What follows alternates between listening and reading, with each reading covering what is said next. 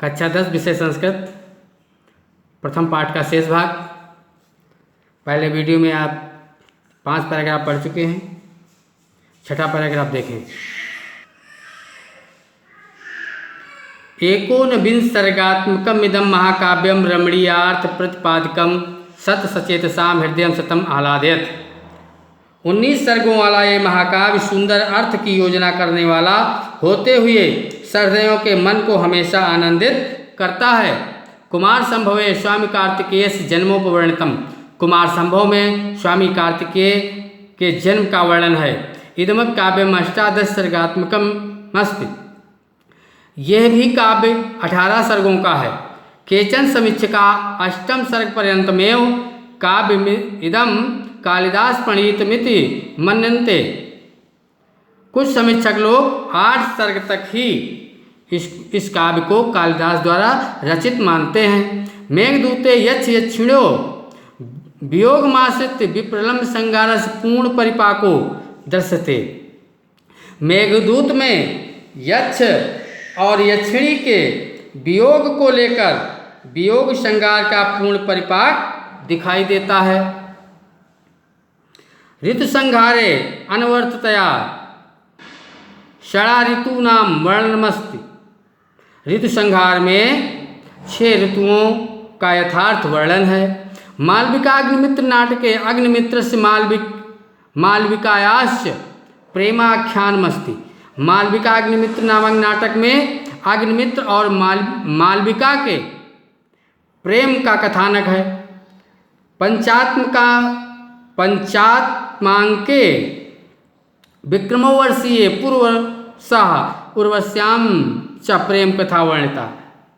पंचात्मांके यानी 5 अंक वाले विक्रमोवर्षीय में पूर्व और उर्वशी की प्रेम कथा वर्णित है।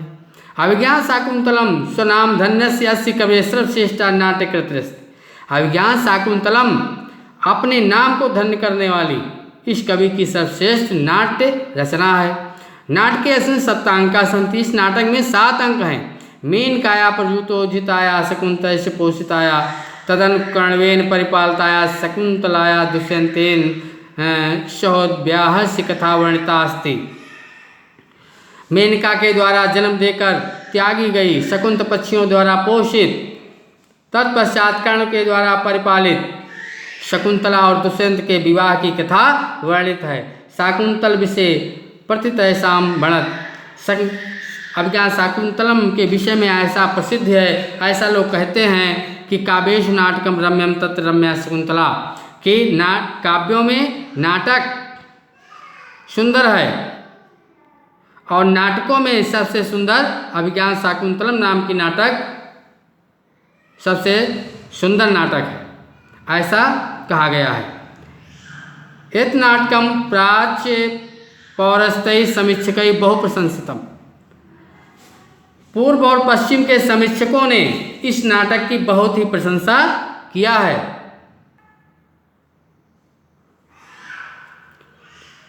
वस्तुतः कालिदासा मूर्धन्यतमा भारतीय कविरस्ति। वास्तव में कालिदास सर्वश्रेष्ठ भारतीय कवि हैं।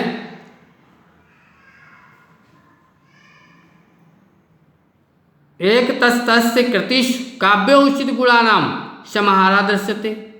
अपरतस्य भारतीय जीवन पद्धति सर्वांगीणता तत्र राजते। एक तो इनकी रचनाओं में काव्योचित गुणों का समूह दिखाई देता है, दूसरे भारतीय जीवन पद्धति की संपूर्णता उनमें विशेष रूप से सुशोभित है। काव्य उत्कृष्ट दृष्टया तस्य काव्येषु मानव मनसा सूक्ष्मानुभूति नाम इंद्रधनु कश्यापि सहृदय से चित्तम मार्जयितुम पारयति। काव्य उत्कृष्ट की दृष्टि से उनके काव्यों में मानव मन की सूक्ष्म अनुभूतियों का इंद्रधनुष किसी भी सहृदय के चित्त को आकर्षित करने में समर्थ है। प्रकृतिरपि स्वजड़त्वं विहाय सर्वत्र मानव सहचरी वासरत। प्रकृति भी अपनी जड़ता को छोड़कर चारों तरफ मानव की सहचरी के भांति आचरण करती है। रघुवंशे दिग्विजयार्थ परिस्थित रघो सभाजनम वनवृक्षा प्रसून वृष्टि संपादयन्ति। रघुवंश में दिग्विजय के लिए प्रस्थान करते हुए रघु के सम्मान में वन के वृक्ष फूलों की वर्षा करते हैं। मेघे विरहोत्कंठितस्य यक्षस्य प्रेम विवलताया अद्वितीय सृष्टि परिलक्षते। मेघदूत में वियोग से उत्कंठित यक्ष की प्रेम विवलता की अद्वितीय कल्पना लक्षित होती है। तत्र वाह अंतः प्रकृत्यो मर्म स्पर्श वर्णमस्ति। उसमें बाहरी और भीतरी प्रकृति का मर्म स्पर्शी वर्णन है। कवि दृष्टया मेघा धूम ज्योतिष सलिल मरुताम सन्निपातो न भूत्वा एका संवेदनशीला मानवोपम प्राणी अस्ति। कवि की दृष्टि में मेघ धुआं प्रकाश जल और हवा का समूह न होकर के एक संवेदनशील मानव की भांति प्राणी है। स रामगिरे आरभ्य अलकाम यावत यश कश्याप सन्निधिम लभते तस्मय हर्षोल्लासो वितरत। वो रामगिरी से लेकर अलकापुरी तक जिस किसी का भी जितना साथ पाता है उसे हर्षोल्लास प्रदान करता है। शाकुंतल नाटके पति ग्रह गमन काले आसम पादवास्व भगिन्यै शकुंतलाय आभरणान समर्पयन्ति। शकुंतला नाटक में अभिज्ञान शाकुंतलम नामक नाटक में शकुंतला के पति ग्रह जाने के समय जब शकुंतला अपने पति के घर को जा रही थी तब आश्रम के पेड़ अपनी बहन शकुंतला को आभूषण प्रदान करते हैं, आभूषण समर्पित करते हैं। हरणार्वका तस्या मार्गा और विरोधम कृत्वा स्वकीयम निश्चलम प्रेम प्रकटित। हिरण का बच्चा उसके मार्ग को रोककर अपने निश्चल प्रेम को प्रकट करता है। एवमेव नद्या प्रेयस्य युवाचरत। इसी तरह नदियां सहेलियों की तरह आचरण करती हैं। सूर्य अरुणोदय बेलायाम स्व प्रियतमाया नलिन्याम तुषार बिंदु रूपाण अश्रूण स्वकरे परिमृजत। सूर्य प्रातःकाल की बेला में प्रातःकाल के समय अपनी प्रियतमा नलिनी के ऊपर पड़ी हुई तुषार की बूंदें अश्रु समझ करके स्वकरे परिमृजत अपने हाथों से पोंछता है। कालिदास काव्येश अंगिरसा श्रृंगारो अस्ति। कालिदास के काव्यों में मुख्य रस श्रृंगार है।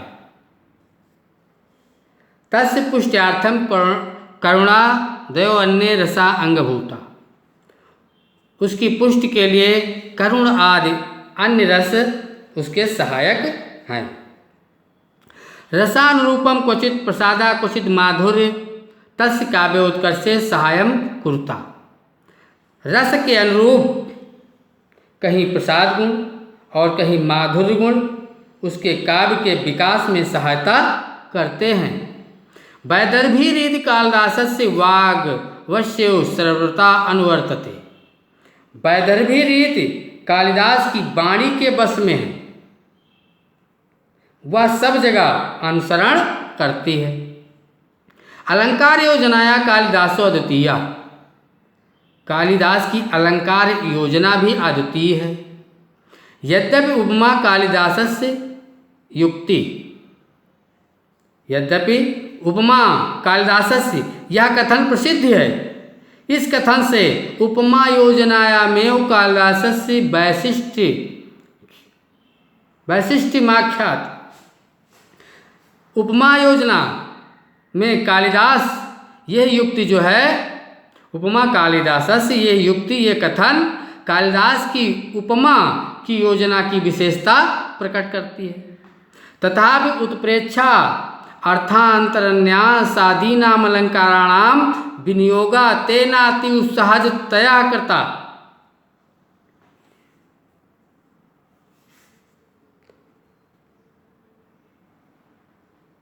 यद्यपि तथापि उत्प्रेक्षा अर्थांतरन्यास, फिर भी उत्प्रेक्षा अलंकार अर्था अंतरन्यास आदि अलंकार इनके प्रयोग उन्होंने अत्यंत स्वाभाविक ढंग से किया है। उत्प्रेक्षा अलंकार और अर्था अंतरन्यास अलंकार आदि का प्रयोग कालिदास ने बड़े ही सहजता से किया है। कालिदासस्य नाट्य कृतिषु विशेषता शाकुंतले वस्तु विन्यासा अनुपमा। कालिदास की नाट्य रचनाओं में विशेषकर शकुंतला नाटक में कथा वस्तु की योजना अनुपम है। चरित्र चित्रण सर्वथा अनवद्यम संवाद शैली संप्रेषणीया अस्ति। चरित्र चित्रण सब प्रकार से निर्दोष और संवाद शैली प्रेषण गुण से समन्वित है। समयो भारतीय संस्कृति में अनुमता नाम धर्मार्थ काम मोक्ष मूला नाम मानव मूल्या नाम प्रकाशनम कालिदासस्य वैशिष्ट्यमस्ति। साथ ही भारतीय संस्कृति के मतानुसार धर्म अर्थ काम मोक्ष स्वरूप मानव मूल्यों का प्रकाशन कालिदास की विशेषता है। आश्रम वासिनी शकुंतला निर्वर्ण मनसि काम प्ररोह मनुभूय दुष्यंता तावत् शांतिम न लभते यावत् ताम क्षत्रिय परिग्रह क्षमा विश्वामित्रस्य दुहिते यमिति नावयत्। आश्रम में निवास करने वाली शकुंतला को देखकर मन में काम के अंकुर का अनुभव करके दुष्यंत तब तक शांति नहीं प्राप्त करता है जब तक उसे क्षत्रिय के द्वारा विवाह के योग्य विश्वामित्र की पुत्री नहीं जान लेता। कर्णवस्या अनुज्ञा विना गंधर्व विधिना कृता विवाह उभावपि तावत् प्रताड़ेति यावदे कृता शकुंतला मरीचाश्रमे तपस्रणेन अवज्ञाजनितम कलशम न लक्ष्येत। कर्ण की आज्ञा के बिना गंधर्व विधि से किया गया विवाह दोनों को ही तब तक सताता रहता है जब तक एक ओर शकुंतला मरीच ऋषि के आश्रम में तपस्या करने के अपमान से उत्पन्न पाप को नहीं धो डालती।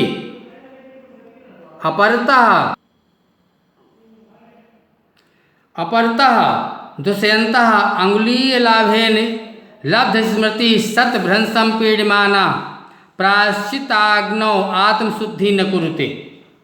दूसरी ओर दुष्यंत अंगूठी के मिलने से स्मृति पाकर अत्यंत पीड़ित होता हुआ प्रायश्चित की अग्नि में आत्मशुद्धि को नहीं करता है। तदंतर में तयो दाम्पत्य प्रेमा निष्कलुषम भवति पुत्रो लब्धो च परिणमते। इसके बाद ही उन दोनों का दाम्पत्य प्रेम निष्पाप होता है और पुत्र की प्राप्ति में परिणित होकर प्रतिफलित होता है। शेष भाग अगले वीडियो में।